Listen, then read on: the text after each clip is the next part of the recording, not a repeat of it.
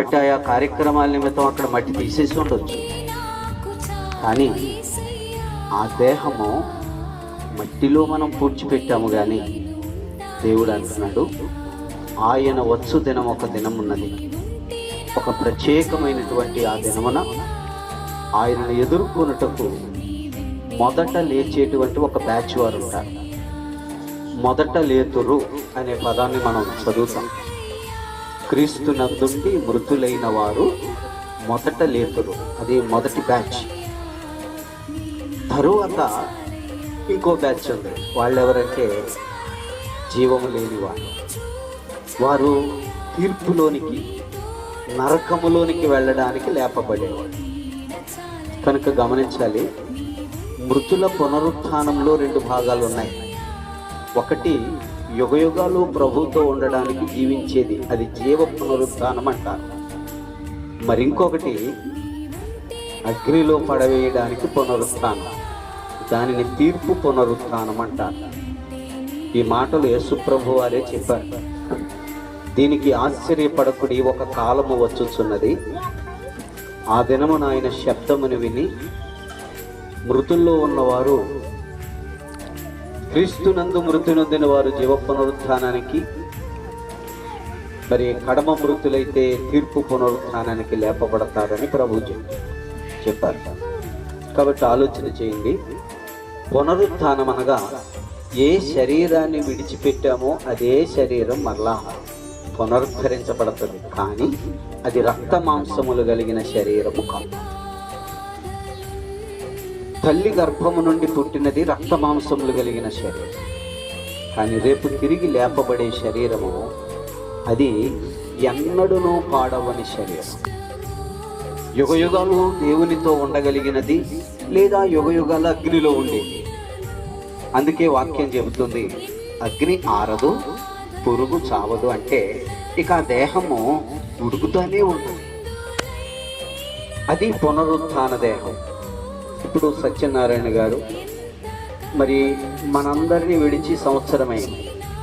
కానీ వారు ఆ దేహము భద్రపరచబడినది, అది మట్టిలో కలిసిపోయింది. కానీ ప్రభువు వచ్చినప్పుడు క్రీస్తునందు విశ్వాసం ఉంచిన వారైతే ఆ దినమున లేపబడేది వేరే శరీరం కాదు, అచ్చం ఆయనే. అది దేవుడు చేసిన పోలిక. కాబట్టి రేపు తిరిగి లేచేటువంటి ఒక ప్రక్రియ ఉన్నది. యేసు క్రీస్తు వచ్చినప్పుడు తిరిగి లేచేటువంటి దానిని జీవ పునరుత్థానం అన్నారు. యేసు ప్రభు వారు అంటున్నారు, పునరుత్థానము జీవము నేనే. అంటే జీవ పునరుత్థానం అది నేనే. ఎవరికి ఈ జీవ పునరుత్థానమట అక్కడ చెప్పారు, చదివాం కదా మూలవచనం. పునరుత్థానము జీవము నేనే, నా యందు విశ్వాసం ఉంచిన వాడు చనిపోయినను, అదన్నమాట. రేపు బ్రతుకుతున్నారు, ఎందుకంటే వారిలో జీవమున్నది. యుగయుగములుండుట కొరకు బ్రతుకుటయే పునరుత్థానం. ఈ పునరుత్థానము మొట్టమొదట అసలు ఈ పునరుత్థానం అనే సబ్జెక్ట్ ఎవరిలో జరిగింది? అది మొదటి పునరుత్థానం. అసలు పునరుత్థానమే ఎవరిలో జరిగిందని అంటే యేసుక్రీస్తు ప్రభువులో జరిగింది. ఆయన సిలువ వేయబడినప్పుడు చూడండి, మనం సాధారణంగా మనం జ్ఞాపకం చేసుకుంటాం, మహాశుక్రవారం, గుడ్ ఫ్రైడే అంటాం. గుడ్ ఫ్రైడే రోజున ఏం జరిగిందంటే ఆయన సమస్త మానవుల పాపమును ఆయన శిక్ష భరించారు. ఆయన మరణము పొందిన రోజు గుడ్ ఫ్రైడే. కానీ పునరుత్థానం పొందిన రోజు దాన్ని ఈస్టర్ పండుగగా చెప్తున్నాం కదా. ఏమంటే ఆ రోజు ఏం జరిగిందంట? పునరుత్థానము జరిగింది. యేసు ప్రభు వేరే రూపంలో లేచారా, లేకపోతే ఆయన మరణించినప్పుడు ఎలా ఉన్నారు అలాగే లేచారంటే మరణించినప్పుడు ఎలా ఉన్నారు అలాగే లేచారు. కానీ ఆ దేహము మహిమ దేహం. జాగ్రత్తగా ఆలోచన చేయాలి. ఆ దేహము తల్లి గర్భంలో నుండి వచ్చినటువంటి రక్త మాంసములు కలిగిన దేహం కాదు, పునరుత్థాన దేహము. అందుకే యేసు ప్రభు వారు ఆయన పునరుత్థానుడైన తర్వాత తన దేహాన్ని కనుపరిచాడు, చూపించాడు. ఇప్పుడు చూడండి, ఈ మట్టి దేహము రక్తమాంసములు కలిగిన దేహము ఒక గదిలో పెట్టి తలుపులేస్తే అవతల పక్కకి వెళ్ళలేదు. కానీ మహిమ దేహము వారందరూ తలుపులు మూసుకుని ఉండగా వారి మధ్యకు వచ్చాడు. అంటే చెప్పండి, అది ఏ దేహము? రక్తమాంసములుగా మహిమ దేహం, పునరుద్ధాన దేహం అలా ఉంటుందని యేసు ప్రభు వారు చూపించారు. అయితే మరొక విషయం ఏంటంటే, పునరుద్ధానము జరిగినప్పుడే ఏం జరిగిందో ఒక మాట చదవండి. కొరింథీయులకు రాసిన మొదటి పత్రిక 15వ అధ్యాయము 17వ వచనములో రాయబడిన మాట, క్రీస్తు మృతులలో నుండి పునరుద్ధానుడై లేపబడని ఎడల ఎంతమంది క్రైస్తవులు విశ్వాసం దేవుడు నమ్ముతున్నాం అంటున్నారే, క్రీస్తు మృతులలో నుండి ఒకవేళ లేపబడకుండా అందరిలాగే ఆయన కూడా సమాధి చేయబడి అలాగే ఉండిపోయింటే ఈ విశ్వాసం అంతా వ్యర్థమే, మీరింకనూ పాపములలోనే ఉన్నారు అని ఆలోచన చేయాలి. ఒకవేళ పునరుత్థానమే లేకపోతే మానవుల పాపము అలాగే ఉండిపోయినన్నమాట. ఇప్పుడు మన పాపములన్నీ తీసివేయబడినవి అనే దానికి రుజువు ఎప్పుడు దొరికింది చెప్పాలా? అర్థమైందా లేదా? మన పాపములన్నీ కూడా తొలగించబడ్డాయన్న రుజువే పునరుత్థానం. యేసు మరణమును వహించింది మానవుల పాపమంతటిని తీసుకుంది. మనం గమనించాలి, అందరం కూడా పాపులము అనే విషయాన్ని మనం అర్థం చేసుకోవాలి. పాపం అంటే ఏంటి?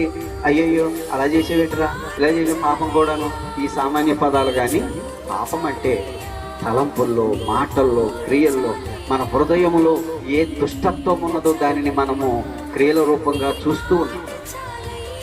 కాబట్టి పాపము అనేటువంటిది పరిహరించబడింది సిలువలో. దానికి రుజువు జరిగింది పునరుత్థానం. ఒకవేళ పునరుత్థానమే జరిగి ఉండకపోతే మృతులైన వారందరూ కూడా అక్కడి నుంచి నరకానికి పోవలసిందే. ఇప్పుడు పునరుత్థానములో ఎవరు లేస్తున్నారు? ఒక మాట చెప్పండి. మనం చదువుకున్నాము, పునరుత్థానంలో రేపు ఎవరు లేస్తున్నారు? మొదటి పునరుత్థానములో విశ్వసించిన కదండి. నా యందు విశ్వాసం ఉంచిన వాడు చనిపోయినను బ్రతుకును. కనుక సత్యనారాయణ గారి యొక్క విశ్వాసం ఎలా ఉందో మనకు తెలియదు, కానీ బ్రతికి ఉన్నటువంటి మనకు దేవుడు జ్ఞాపకం చేస్తున్నాడు. దేవుని యందు మన విశ్వాసం ఎలా ఉంది? దేవుని యందు విశ్వాసం అనడానికి ఎన్నో పరీక్షలు, ఎన్నో రుజువులు చూపించాల్సిన అవసరం ఉంది. నేను నమ్మాను, దేవుడిని నమ్ముకుంటున్నాను అంటున్నాము, కానీ దేవుడిని నమ్ముతున్నామా? అదే సమయంలో మరి లోకంలో ఉన్న వాటిని నమ్ముతున్నామా? దేవుడిని సవాలు చేసేది ఈ లోకంలో ధనమే.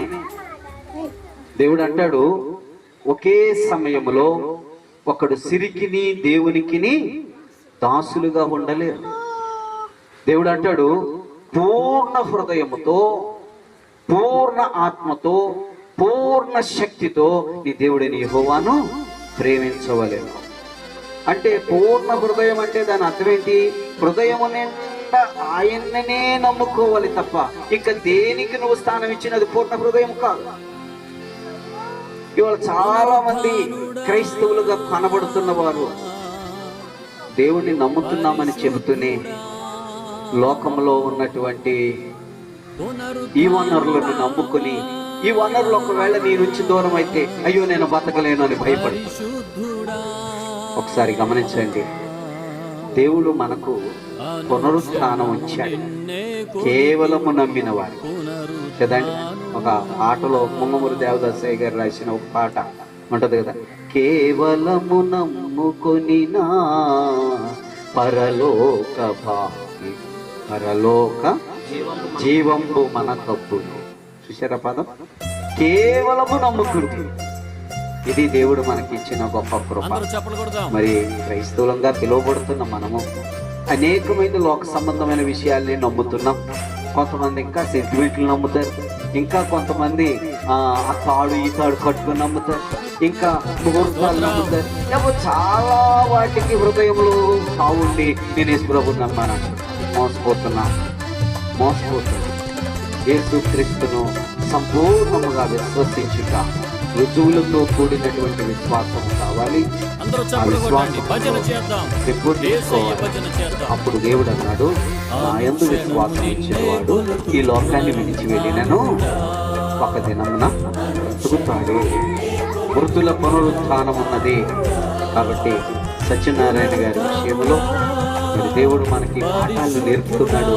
బ్రతికున్నటువంటి మనము ఈ సత్యాన్ని ఆలోచన చేసుకుని సంపూర్ణ విశ్వాసం ప్రభువునే ఆధారపడి మనకే కష్టం వచ్చినా, ఏ అవసరం వచ్చినా, చిన్న అవసరం వచ్చినా, పెద్ద అవసరం వచ్చినా, ఏదైనా సరే ఆయననే నమ్ముకొని ఆయన ఎదుట మోకాళ్ళు ఆయన మీద ఆధారపడి మనం ముందుకు కొనసాగినప్పుడు దేవుని యొక్క విశ్వాసము ద్వారా మనం దేన్ని పెంచుకుంటున్నామంటే పునరుత్థాన బలాన్ని పెంచుకుంటున్నాం. రేపు తప్పనిసరిగా మనం ఈ లోకాన్ని విడిచి వెళ్ళవలసిన వారమే కానీ యేసుక్రీస్తునందు నిరీక్షణ మనలను ఎన్నడూ సిగ్గుపడలేదు. ఇంకా ఆహ్వానంలో అందరూ సంపూర్ణ విశ్వాసంతో మరి ప్రభువుని వెంబడించి పునరుత్థాన శక్తితో నింపబడి యేసుక్రీస్తు ప్రభువు వలె ఈ లోకంలో జయ జీవితం జీవించలాగున దేవుడు తన పరిశుద్ధాత్మ సహాయం చేరువచ్చిన మనందరికీ నిండుగా అనుగ్రహించవలనని కోరుతూ ఈ మాటలు ముగిస్తున్నాను. దేవుడి పరిశుద్ధ వాక్య భాగము మనకు దీవెనకరముగా దయచేయునుగాక. ఆమేన్. వస్త్రహీనతైనా ఉపద్రవమైనా కరువైనా ఖడ్గమైనా కరువైనా ఖడ్గమైనా అనుక్షణము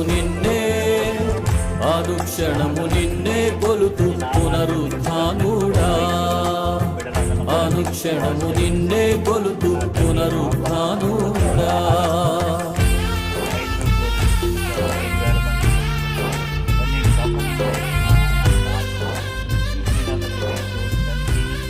రోగినైన నాకై త్యాగమైనవి, ద్రోహినైన నాకై దాహము కొన్నావు. ఎంత ప్రేమ కలిగిన దేవుడు అయ్యా, నీ ప్రేమను వర్ణించడం మాకు అసాధ్యం. Thank you lord.